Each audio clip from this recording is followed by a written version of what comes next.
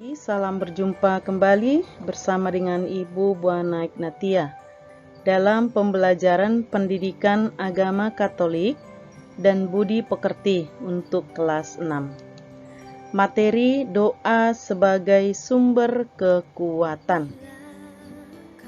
Anak-anak terkasih, doa biasanya dipahami sebagai komunikasi dengan Allah. Selain itu, doa juga perlu mendengarkan apa yang disampaikan Allah kepada kita.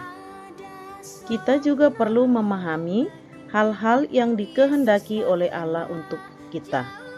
Karena itu, doa sebenarnya dipahami sebagai salah satu cara untuk mengungkapkan iman, harapan, dan kasih. Baiklah, pada pelajaran ini kita akan belajar tentang doa yang merupakan ungkapan iman, harapan, dan kasih. Mari kita awali dengan berdoa.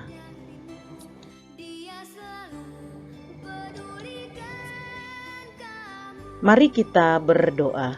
Dalam nama Bapa dan Putra dan Roh Kudus. Amin. Allah Bapa yang Maha Baik, Engkau begitu mengasihi kami untuk umat manusia. Engkau mengajarkan kepada kami cara berdoa yang baik lewat Yesus Putramu. Bantulah untuk selalu rajin berdoa dan mendengarkan kehendak-Mu. Demi Kristus Tuhan kami. Amin. Dalam nama Bapa dan Putra dan Roh Kudus. Amin.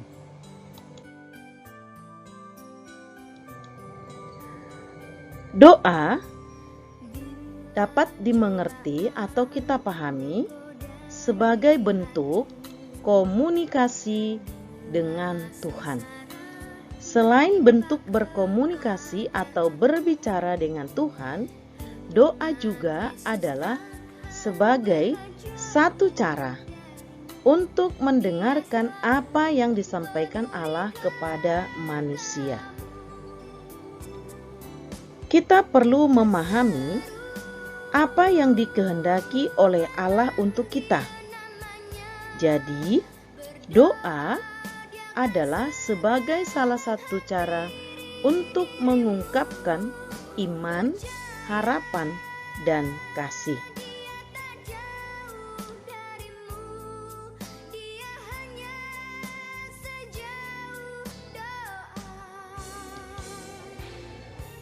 Bentuk-bentuk doa yang mengungkapkan iman, harapan, dan kasih beraneka ragam dalam kehidupan masyarakat kita ataupun dalam kehidupan menggereja. Ya, mari kita lihat satu contoh atau mari kita simak contoh-contoh bentuk-bentuk doa yang mengungkapkan iman, harapan, dan kasih. Perayaan Ekaristi bersama dengan umat. Di situ umat mengungkapkan iman, harapan, dan kasih kepada Allah. Selain dalam perayaan Ekaristi bersama umat, doa bersama keluarga juga merupakan ungkapan iman, harapan, dan kasih kepada Tuhan. Jadi, doa bersama atau doa dalam keluarga itu termasuk bentuk-bentuk ungkapan iman, harapan, dan kasih kita. Yang ketiga, ziarah ataupun berdevosi kepada tempat-tempat orang kudus atau kepada Bunda Maria juga merupakan bentuk doa yang mengungkapkan iman, harapan, dan kasih. Selanjutnya, ibadat lingkungan atau doa-doa bersama umat di wilayah juga merupakan contoh ungkapan iman, harapan, dan kasih. Masih banyak lagi bentuk-bentuk ungkapan iman dan harapan yang merupakan komunikasi kita dengan Allah. Anak-anak terkasih, dari gambar-gambar ini, manakah bentuk-bentuk doa yang sudah kamu jalankan dalam kehidupan kita sehari-hari?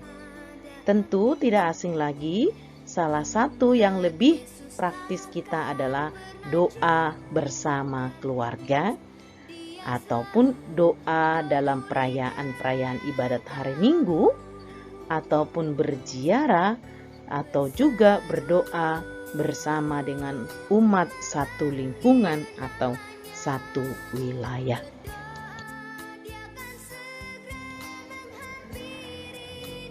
Mari kita simak kisah doa yang didengarkan oleh Allah. Dalam kisah ini kita melihat seorang uskup yang berjalan-jalan ke sebuah pulau yang terpencil bertemu dengan 3 orang nelayan. 3 orang nelayan itu mengaku bahwa sudah berabad-abad sebelumnya pulau itu atau tempat mereka telah dibaptis oleh seorang misionaris. Tapi anehnya mereka tidak pernah tahu apa itu doa Bapa kami. Uskup itu bertanya, jika kalian berdoa, seperti apakah doa yang kalian doakan? Dengan bangga dan berani, dengan menunjukkan simbolis mereka sebagai orang Kristen, mereka berkata, kami berdoa dengan begini, kami bertiga, kasihanilah kami. Amin. Uskup merasa sangat terharu dan sangat terpanggil untuk mengajari mereka berdoa. Maka uskup mengajar mereka untuk menghafal doa-doa yang diajarkan oleh Yesus, yaitu doa Bapa kami. Uskup itu merasa puas dan bangga karena mereka dapat menghafal doa-doa Bapa kami. Setelah hafal, uskup itu pergi beberapa tahun untuk meninggalkan tempat itu. Suatu kali uskup itu kembali ke tempat itu. Uskup itu merasa senang karena ketiga nelayan itu tadi datang menemui uskup. Uskup sangat bangga karena mereka sudah dapat memahami isi doa-doa Bapa kami. Tetapi ternyata ketika nelayan itu datang kepada uskup untuk meminta uskup mengajari mereka untuk berdoa Bapa kami. Akhirnya ia kecewa, uskup itu kecewa karena ketiga nelayan tadi lupa doa yang diajarkan uskup. Karena mereka tidak pernah mengulanginya. Karena mereka hanya berdoa pada saat uskup mengajarinya. Dan doa itu hanya untuk dihafalkan saja, tidak dihayati dengan sungguh-sungguh. Uskup merasa rendah diri dan menyuruh mereka untuk pulang, dan mereka harus berdoa setiap kali. Berdoa, katakan saja kami bertiga, kasihanilah kami. Anak, apa yang mau disampaikan dalam kisah di atas? Setiap orang punya pengalaman berdoa. Tentu kita juga pernah mengalami ataupun punya pengalaman berdoa. Misalnya, apakah doa kita pernah dikabulkan oleh Tuhan? Bagaimana perasaan kita ketika kita berdoa?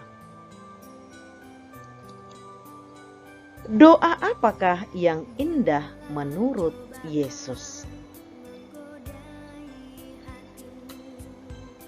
Doa kita tentu pasti dikabulkan oleh Tuhan. Namun, Tuhan punya waktu tertentu, punya waktu tersendiri, dan punya cara untuk mengabulkan doa kita masing-masing.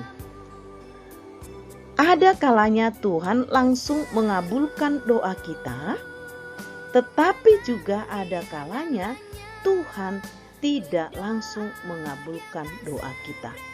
Mengapa? Karena Tuhan tahu apa yang kita butuhkan, bukan apa yang kita inginkan. Saat kita berdoa, tentu kita merasa dekat dengan Tuhan jika kita berdoa dengan sungguh-sungguh. Tetapi jika kita hanya berdoa di bibir saja, seperti orang Farisi, maka doa itu tidak meresap dalam hati kita, dan doa itu hanya sebatas kata-kata saja. Menurut Yesus, doa yang paling indah adalah doa Bapa kami. Karena dalam doa Bapa kami, di sana kita mengungkapkan iman, harapan, dan cinta kita kepada Allah. Maka Yesus mengajar kita, hendaklah kita selalu berdoa, Bapa kami.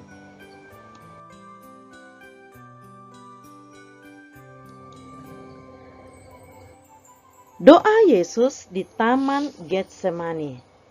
Dalam Lukas 22 ayat 39 sampai 46. Doa Yesus di Taman Getsemani merupakan doa yang penuh penyerahan kepada Allah. Yesus berdoa di Taman Getsemani. Ketika Yesus mengadakan perjamuan terakhir bersama murid-muridnya dan melakukan pembasuhan kaki para rasul, Yesus mengajak murid-muridnya untuk pergi ke Taman Getsemani untuk menyerahkan dirinya kepada Allah Bapa, menyerahkan secara total atas kehendak Allah Bapa. Mengapa Yesus harus berdoa kepada Bapanya? Karena Yesus berdoa kepada Bapa sebagai ungkapan penyerahan dirinya, kepasrahan dirinya kepada Allah atas apa yang dikehendaki Allah yang terjadi kepadanya. Yesus berdoa dengan berkata, "Ya Bapa, jikalau mungkin, biarlah cawan ini berlalu daripadaku, tetapi bukan kehendakku, melainkan kehendak-Mu-lah yang terjadi." Dalam doa Yesus, Yesus mengungkapkan iman, harapan, dan cintanya kepada Bapanya. Di mana Yesus memberikan teladan, Yesus sungguh-sungguh percaya dan pasrah kepada Allah Bapa, bahkan di saat susah sekalipun. Yang kedua, Yesus menerima penderitaan yang akan dialaminya sebagai wujud cintanya kepada Allah Bapa. Dan yang ketiga, Yesus sungguh-sungguh percaya bahwa Allah Bapa tidak akan menyia-nyiakan dia. Maka melalui doa kita pun harus mempunyai pengharapan Allah selalu setia dan tidak menyia-nyiakan kita.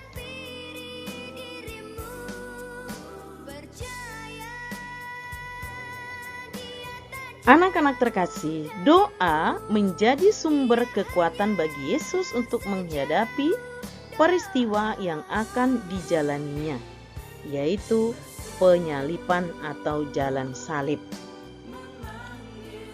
Yesus meminta ketika para murid untuk selalu berdoa agar tidak jatuh ke dalam pencobaan. Mengapa? Karena Yesus tahu iblis selalu berusaha untuk membelokkan tujuan kita kepada Allah. Doa adalah menjadi makanan rohani agar kita tetap bersatu dengan Allah, dekat dengan Allah. Untuk itu, kita diharapkan selalu menyerahkan diri kepada Tuhan dan selalu berdoa seperti doa yang diajarkan Bapa kami. Dalam doa Bapa kami terdapat kalimat-kalimat di mana kita menyatakan permohonan dan harapan kita kepada Allah. Permohonan kita yaitu bahwa kita diberi rezeki, diampuni kesalahan kita, dan juga dibebaskan dari yang jahat. Dan harapan-harapan kita kepada Allah Bapa supaya kerajaan Allah datang ke dunia ini, nama Allah dimuliakan, dan kerajaannya tetap selama-lamanya.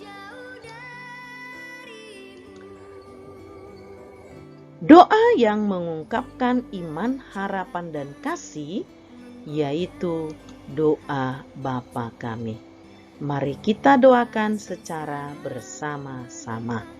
Bapa kami yang ada di surga, dimuliakanlah namamu, datanglah kerajaanmu, jadilah kehendakmu di atas bumi seperti di dalam surga.